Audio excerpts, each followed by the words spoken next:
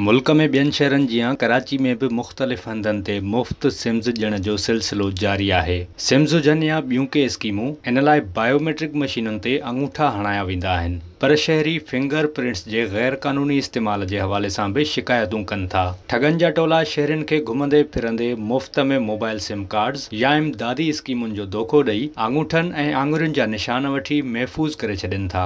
शनाख़्ती card ऐं ॿी ॼाण हासिल कनि था ऐं इहा समूरी ॼाण गैर क़ानूनी सरगर्मियुनि में इस्तेमाल कई वञे थी। चयो पियो वञे त मुफ़्त में नई सिम या को इनाम ॾियण वारी आछ जी ओट में वॾी ठगी भी थी सघे थी। ही टोलो शहरनि जी अहम ॼाण जीअं बैंक ऐं मोबाइल अकाउंट्स ऐं इन खां सवाइ ज़ाती सरगर्मियुनि जा तफ़सील भी गॾु करे थो। इन हवाले सां कुझु वक़्त अॻु टेलीकॉम इख़्तियारुनि शहरनि खे मुहतात रहण जी हिदायत कई हुई। चयो वियो हो त वाट वेंदे कंहिंखे बि पंहिंजे अंगूठनि जा निशान न ॾियो, पर जिथे अव्हां खे इत्मीनान हुजे ऐं उहो सेलर, कस्टमर सर्विस सेंटर या फ्रेंचाइज़ जो हुजे त पोइ ठीकु आहे। इख़्तियारनि जो चवणु हो त शहरी फिंगर प्रिंट्स ॾियण वक़्तु पाण वटि तफ़सील ज़रूर नोट कनि त हिननि कंहिं मोबाइल फ़ोन कंपनी या कहिड़े इदारे जे सेल्स ऑफिस मां कंहिं वक़्तु का ख़रीदारी कई आहे। इन जो मक़सदु इहो आहे त जेकॾहिं कंहिं सां धोखो थी वञे त उन जो अज़ालो करे सघिजे। विज़िट कयो अवामी आवाज़ मीडिया ग्रुप जी वेबसाइट awamiawaz.pk।